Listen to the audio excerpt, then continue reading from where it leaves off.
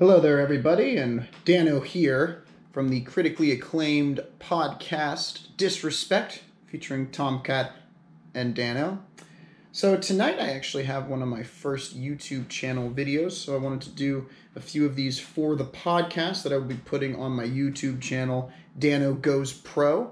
And so tonight I'm starting a segment that I like to call Dano Reviews Everyday Items. So I have several everyday items here in front of me. I got this idea because I was watching a lot of review videos for like new things that I bought, and I realized, there's probably a million review videos out there for every like technology product, fashion product, all the big things people spend a lot of money on, but there's probably not a lot of review videos out there for everyday items. So I wanted to just take you through a few of my new purchases as far as everyday items are concerned. Please leave your comments below as far as what your thoughts are on these everyday items, maybe your own personal reviews, and some of the things that you've experienced with a few of these items. So first one I wanted to start off with is here on the left, and this is a pretty common item that a lot of people get. I would primarily think from Amazon or the Container Store, and basically these are 6-quart Rubbermaid plastic containers. I, for the life of me, have no clue what they're for. I actually didn't buy these. I had a package delivered to my door that was like under my address and name, but it was for something I didn't order. So I think Amazon accidentally put this in my box instead of what I had ordered. But yeah, let's go through these real quick. So they're made of, it says Rubbermaid on the bottom. They're square. So, not like your typical cliche round or oval shaped container, a little bit out there. It's almost like a cube. So it's like a square meets cube. You can kind of put it in many different angles, and it's going to be pretty much the same length, width, and depth, which is really good. That's kind of what you want in a sturdy 6-quart container like this one. And the best part is, that when somebody sent these to me by accident, I got 2 of them. And so I always say, whenever you go to buy a 6-quart plastic square container, you want to make sure you have a backup. Because, sometimes, this is not that thick of a plastic, and it's, not that durable. So, this might break or go out. And then, that would leave the average consumer going like, oh no, what am I going to do without my 6-quart Rubbermaid plastic square container? Well, what's great is when you get 2 of them, you don't have to worry about that, because you have your primary 6-quart Rubbermaid gallon square container and a backup. So these are great. I did want to show you just how well these containers do hold water, no pun intended. So I got here a cup of some water. We're going to see how many liters this water is. There we go. Not even on the bottom hash. So I'm assuming this is the 1 liter line, and we didn't even make it to the 1 liter line. So a little bit less than 1 liter. Now to calibrate these, you basically measure in one, and when you know kind of where your line is, you pour it straight in the other. And what this should do is kind of come up in the same spot on this measuring container, and it does. You see right there, right below the line. So that's how you know that you've invested in a quality 6-quart Rubbermaid plastic cube container, is because you're able to calibrate them properly. You have your backup now calibrated the same as your primary, and you're just good to go here with your 6-quart Rubbermaid square containers. So that is the first item I had to review there for you. Making pretty good time, I will say so myself. Next up, I had a couple of batteries. So a lot of people that wanted me to review things said, I really want to know kind of your thoughts on, what good batteries or, some electronic aspect that, isn't typically reviewed. So I got an Energizer AA. So that's what this one is. The silver one is the Energizer AA. And right over here I have the Amazon Amazon Basics brand of also a AA alkali battery. So, I'm going to start off by just kind of, gauging the size of the two and comparing them to one another. So, same exact length, which is good. That's what you look for in a AA battery. You want it to be compatible with other AA's that are out there on the market. Maybe you only have one of each and you have a 2 battery device. You want to make sure that they're going to still deliver that double threat of power, even though they are different brands. And so that's what these definitely look like they would do with this same length.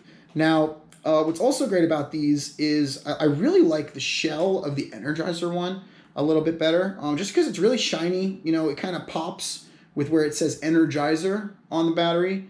And overall just kind of stands out a lot better. I see what Amazon was kind of going here with the matte finish, kind of the contrasting yellow on the gray. But overall, I would definitely say the Energizer AA has the appearance aspect beat over the Amazon Basics battery. And then the final test I wanted to do was just a quick drop test. I know a lot of times people with electronics want to make sure that it's going to stand up to the elements and not break, but they don't want to have to do that with their own electronics. So since I have both of these, Amazon sent me this one, Energizer sent me this one to kind of review. I thought I would do a quick drop test. That way you as a viewer aren't risking breaking your own battery and one that you might have invested in. So I'm going to do a quick drop test from about a foot for each of these. We're going to start with the Energizer. So here we go. Ooh, so that held up quite well. No dents. Still appears to be in functioning form, and so that's great. The Energizer definitely held up to that very well. So now we're going to go for a 1 foot drop of the Amazon Basics battery. So here we go. Oh, now that one, you'll notice, really kind of held its spot. Kind of took that fall like a champ, and definitely I would say withstained that about again 12-inch drop a little bit better than the Energizer one. The Energizer one kind of flopped around, almost hit the zip locks here, but that Amazon one really absorbed that shock and kind of held through it. So I know again a lot of times with electronics, people want to make sure that they're durable and gonna stand up to their active lifestyle. And I would definitely favor the Amazon one in that aspect, just because it was able to handle that 12-inch drop a little bit better. So that's all I have for these 2 batteries. It really wasn't that hard to compare. I mean, they're literally almost like identical. You close your eyes, these are the same thing. So I don't really know why people are always wondering what batteries are better. To me, they seem pretty identical, almost like they could do the exact same thing. And aren't really different in any way. So that's my final review there on the AA batteries. So real quick, just want to give a quick plug to the podcast. If you haven't subscribed or listened to us yet on Spotify, definitely go check us out, like our channel. We're about 3 episodes in, episode 4 coming out here in a couple weeks. If you have listened to the podcast and because of episode 4 we're directed to this video, then that means that my new YouTube videos have become a bit on the show, which is good. I really try to come up with some good stuff that'll rub Tomcat in the wrong way. So he doesn't know I'm doing this, by the way, so I'm really excited to see his reaction to my everyday reviews. All right, so we're about halfway through here with the everyday product reviews. I'm now going to jump into one that's pretty classic staple in most American households, and that's the Ziploc resealable plastic bag. And not just any Ziploc. We're talking the XL sandwich size. It's got that double ventilated zipper with that little lip that makes it easier to pull apart. Don't worry, we're going to get into that. And overall, just basically Ziploc knew that everybody loved their sandwich size bag and said that's great. XL is a pretty catchy term. We're going to tack that onto it and come out with this XL size sandwich size bag for what I'm assuming are just larger sandwiches than your average sandwich. So maybe you're making your sandwich in the morning and you want to kind of go like a little bit Big Mac style, where you throw that third piece of bread in there. And in the past, especially with Ziploc sandwich size regulars, you weren't really able to fit that oversized extra breaded sandwich inside of the Ziploc sandwich regular. So that's really what Ziploc was kind of going for here with this XL size, was being able to accommodate those sandwich eaters of us that really just like adding additional bread, maybe some additional meats, lettuce, tomato, whatever it may be, and not having to worry about being restricted by the size of our sandwich carrying plastic bag. So I really applaud Ziploc for going out of their way to kind of accommodate that little bit of a niche sandwich eater. And so let's get right into this. So obviously Ziploc always does a good job with their branding. Here, pretty easy to open. You kind of rip off this rectangle, severs from the box pretty evenly. This says recycle Ziploc brand bags on the very, very bottom. So that's kind of confusing because, it's saying recycle their bags. However, what I just yanked off here is a cardboard lid. So now I'm a little torn because I was actually about to put this in one of my waste receptacles here.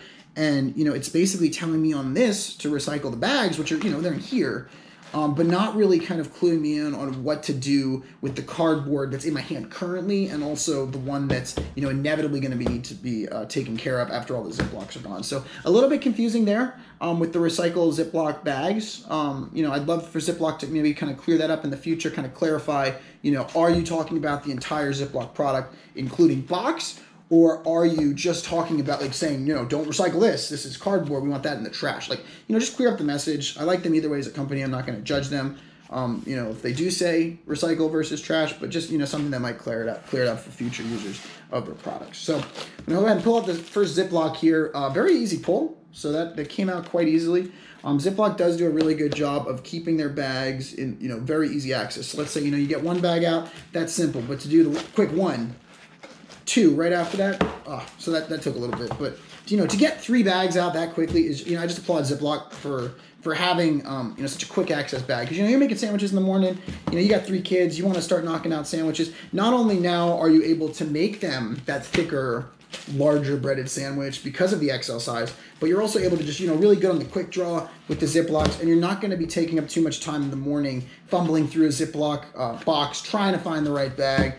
You're really going to get that full-on quick access to just a really quality bag. And so that's what a lot of people look for when they buy plastic resealable bags. And I think that's really what Ziploc knocked out of the park here. It's a quick access bag, oversized. I mean, just look at the space in this bad boy. I'm going to put it around the camera real quick just to kind of show it off. But wow. You guys are inside that bag right now. And doesn't that just feel like a bag that you just want to be in? I mean, Ziploc just kills it here. So, just tons of room. I just fit the camera in it, which I'm assuming is about the size of a, 3 slice to maybe 4 slice extended size sandwich, which definitely would also fit in here. So, overall great size of the bag, very durable. I can punch this thing, look. And that bag's not ripping. A little bit of a tear here in the neck. Obviously you're not gonna be able to zip it anymore. No bag is punchable to retain zipping ability. What I was talking about was you're not getting any holes in the bottom of the bag. So, if you're running to school, you got your soup in your bag, and a bully comes up and punches that soup, you're gonna, not want to spill the soup. So now, that's not stealable anymore. You're gonna have to eat it right away because you're not able to lock in that freshness anymore. But what is great is since that bottom's not gonna fall out, you will not immediately lose your soup. So you're not gonna have to worry about spillage of the soup. It's gonna retain. It's gonna get you to your destination, even when you lose cabin pressure, if you will. And so, all in all, just a really good bag.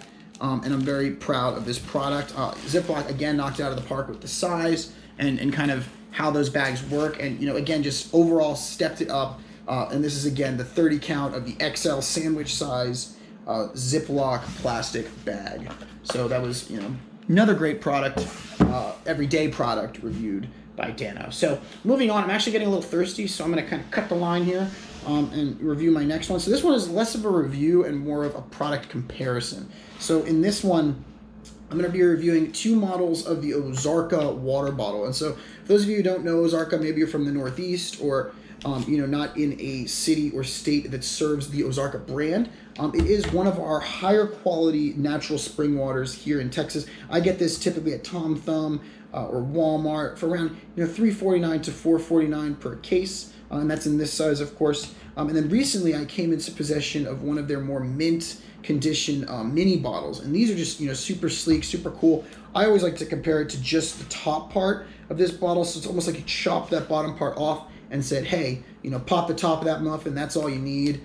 Great, much more portable, and we'll get into that in just a second here. But I really wanted to do kind of a side-by-side comparison video of these 2 models, because I know that a lot of people out there are like, which size is good for me? Do I want portability or do I want quantity when I'm taking my waters out, maybe on a commute to work, maybe on a long hike, camping trip, tailgate, whatever it may be. And so we're just going to kind of go through the differences of these 2 bottles here to really kind of gauge which bottle might be right for you. So we're going to start here with the smaller model. Now this is an 8 fluid ounce, 237 milliliter Ozarka water bottle. It says made in Texas, great brand. I'm going to start off by twisting this cap off. Now you'll notice, drop the cap there a little bit. You'll notice, just getting right into it, this has a much thicker cap than the standard Ozarka bottle. I'll compare them in a second when I go through this one, but you'll notice that just right off the bat, the smaller, more sleek bottle needs that thicker cap, and it's because, the cool cats always have a cooler lid, whether it's a hat, a helmet on an NFL player, the Masked Singer show where, you know, people are rocking some sick lids on that.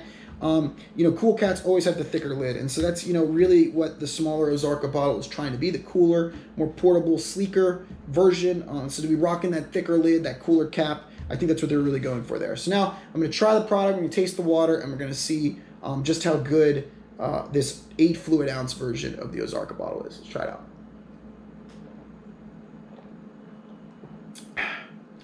So my first impression is that it is natural spring water. I mean, it just takes, you know, a really good taste. No flavor because it's water, but, you know, overall, it's just, you know, you swallow it, it quenches your thirst. It really just kind of has that, you know, that water taste of like no flavor, but, you know, getting your thirst quenched and really, you know, hydrating you in the way that you're desiring when you know, drink into a bottle of Ozarka 100% natural spring water. So definitely good taste. I'm going to give it one more quick swig just to, you know, for quality control measurements here, but let's see. Oh yeah, love that size, love that model. You know, the 8 fluid ounce bottle I've always found has a little bit more of a bite to it than, you know, some of the larger sizes. And I think, you know, again, it's because this bottle is trying to be cool, trying to be portable. It's got the cool lid on it, and, you know, it's going to want to have a water that kind of stands out and makes it more, you know, jump outy as well. So to kind of go along with the rest of the vibe. So, you know, again, really love the 8 fluid ounce model. And now we're going to compare it to the definitely more classic, more mainstream 16.9 fluid ounce, or 1 pint for those of our friends in Europe, the 1 pint Ozarka water bottle. So immediately right off the bat, you'll notice the lid about half the size of the 8 fluid ounce. And so the pint, you know, kind of stepped up its game by saying, hey, I have more water, but I don't need as much lid. You know, I can get more held back, more done with less in the material on the lid. And I think that's really kind of the message they're trying to send with this 1 pint model of Ozarka. You know, it's basically saying like, hey, I got more water, I got less lid, I'm here to work, I'm here to get this much larger quantity of water when compared to the 8 fluid ounce to you in a way that you'll be able to drink it and consume it. But I don't need a big, you know, thick, jaunty lid to do that thing. You know, I can get it done with just this smaller one. I can hold more back, be more eco-friendly, and all in all, just be a more sensible bottle. And I think that's really what Ozarka is going for here with the 1 pint model. It's just a more sensible bottle of water that they can really, you know, everyday people can relate to and just kind of identify with as far as a bottle that you're going to purchase. So I'm going to now take a sip of the 1 pint bottle and kind of compare how it tastes compared to the 8 fluid ounce bottle. So I immediately notice the water gets to you a little quicker. You'll notice that, like, the neck definitely a little longer on this one here. So the water, you know, didn't have as much space to travel to get to me. So I definitely got my water a lot quicker, which was a plus because, you know, I was rather thirsty when I first started, you know, tipping the bottle back. And the fact that the water can just get to my mouth that, you know, that split second quicker than the 8 fluid ounce bottle, I think really speaks to, again, kind of what this bottle is going for, which is, you know, over cool looks and functionality and cool caps. It's really just going for, hey, I'm here to get the job done. I'm here to work. And that's what it really kind of came across for me there with just getting the water to me quicker. Overall, water quality is the same. So the fact that it's getting it to me quicker and a larger quantity that it's going to have, I think definitely sets this one above the 8 fluid ounce bottle. And so overall, you know, I wouldn't completely not recommend the 8 fluid ounce bottle. It's definitely cool for those trying to be a little bit more sleek. You know, maybe you don't have to get your water to you that quickly. Or maybe you don't have to, you know, have the 1 pint size or all that extra water. Maybe this will get it done for you, and in which case, you know, you like that cooler lid, you like that sleeker look, and that might be, you know, why the 8 fluid ounce bottle might be the better pick for you. Now, for me, I personally like going with the 1 pint bottle. I think it's very sensible. Again, gets the water to your mouth a lot quicker, for which, you know, for those of us who, as we're turning a bottle back, really want to get that instant gratification, get that water on our mouths, I'll definitely say that the Ozarka 1 pint gets that job done for me as well.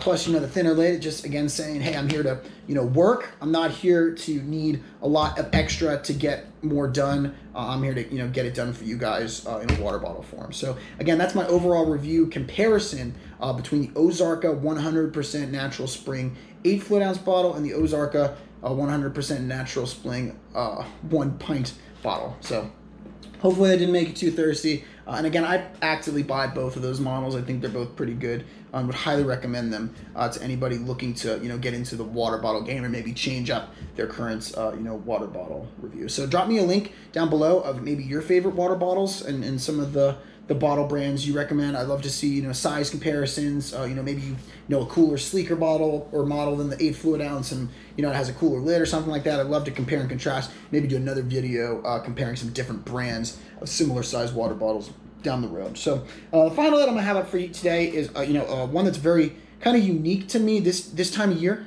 So I don't usually have chapped lips, and this is a cherry chapstick classic. So I actually, I've had this probably for 2 years now. I never use these, but the fall weather is among us, so I know I'm gonna probably need one soon. And so for that reason, I thought I'd crack it open today and just give you kind of my overall first takes of a chapstick in the classic cherry scent. So my first impressions are, it's kind of sealed in plastic, and I like that the plastic sealing on it actually has cherries and says sealed for protection. So a lot of people might wonder sometimes, hey, I'm opening up a product, I'm trying to take packaging or a wrapper off, and you'll be like, why is this here? What is the purpose of this wrapper or thing that I'm trying, it's in my way of me and my product? And I think what chapstick really accomplished here with this sealed for protection is basically when people are having this frustrating moment of trying to get that plastic off, which I just did, by the way, it kind of lets them know, like, hey, we're not here to hinder you. We want you to get to our chapstick product. It's just we're doing this for your protection. We're sealing this chapstick up, letting you know it's fresh and nobody's tampered with it.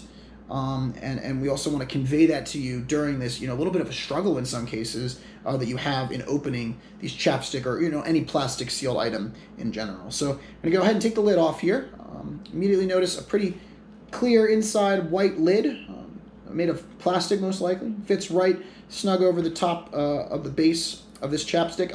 And you'll notice that with the red classic cherry on the outside, they also went with a red chapstick on the inside. So you'll see here it's red on the actual product that you'll be applying to your chapped lips, and also red on the outside, which I think just, again, shows really good continuity in what they're going for. A lot of times if you open up a product, it's maybe, blue on the outside or green on the outside, and it has red on the inside, that might, kind of rub you a little bit the wrong way. I mean, for a thing so sensitive like a chapstick, you're going to be applying this to the lips on your body to keep them from getting chapped. You don't want that color mismatch, because that's basically telling you, hey, this product didn't really think about any sort of continuity, and why would you want to put a product that doesn't consider things like continuity on your mouth? I just wouldn't trust it, and so that's what I really like about how chapstick really accomplishes this continuity. Hey, we're red on the outside, red on the inside, cherry, which is also red, so that's kind of neat.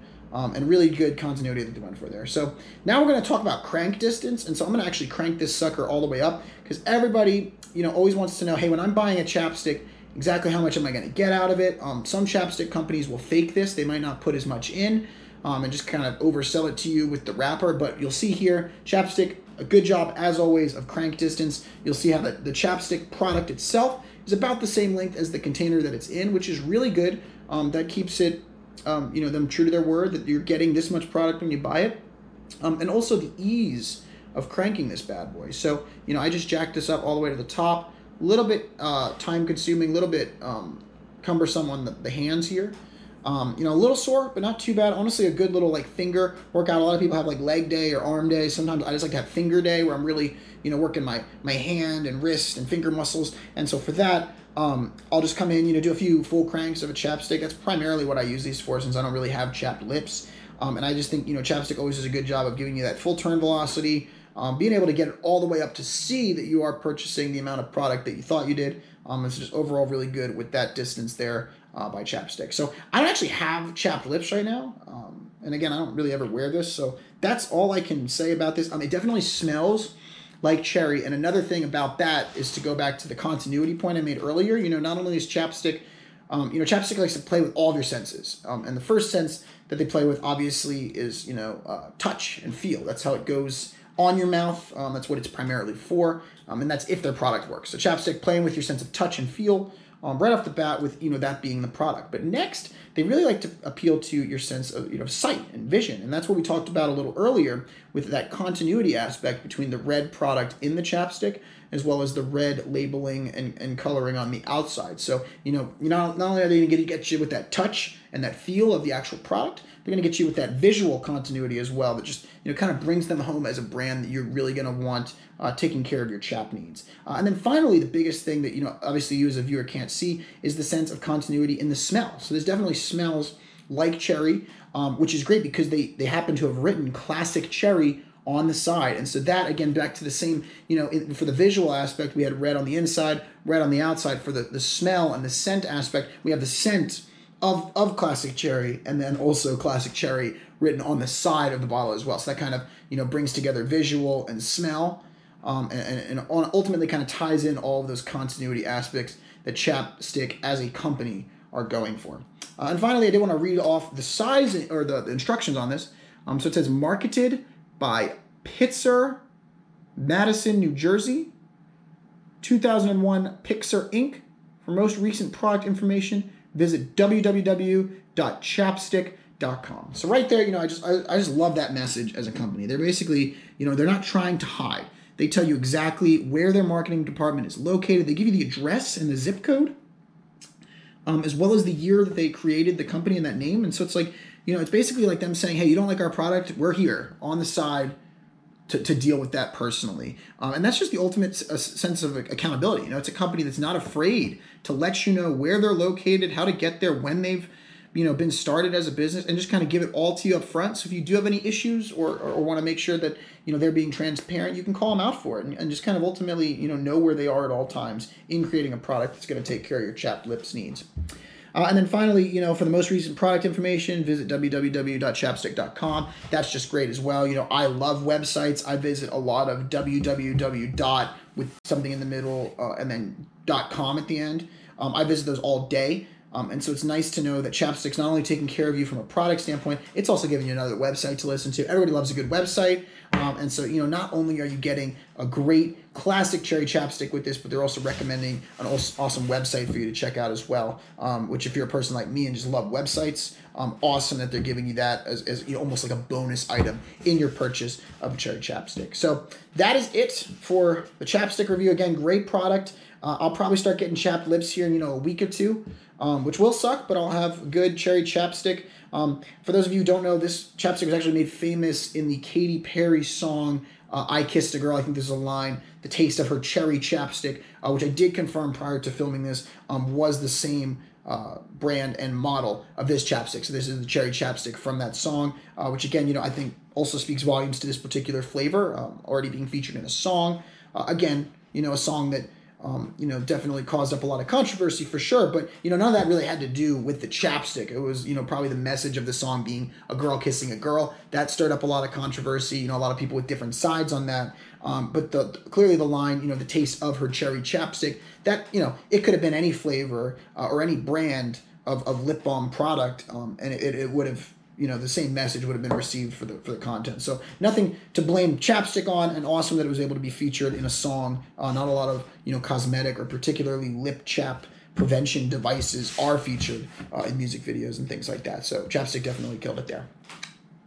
So that is all I got for you guys. Thanks for entertaining the first segment of Dano's daily item reviews, or what did I call it? Dano Reviews Everyday Items. That's it. So thank you for attending Dano Reviews Everyday Items. If you like what you saw, leave us a comment or a like below. Again, we do have the Disrespect podcast now hosted on all major podcast platforms, including Spotify, Apple, iTunes Podcast, Google Podcast, iHeartRadio, and a few other ones as well. So if you have a method of listening to podcasts, Disrespect Podcast is definitely out there. Would highly recommend you checking it out, letting us know what you think about that as well. And until next time, this has been Dano Daily Item Reviews, reviewing some daily products for you guys. We'll see you next time.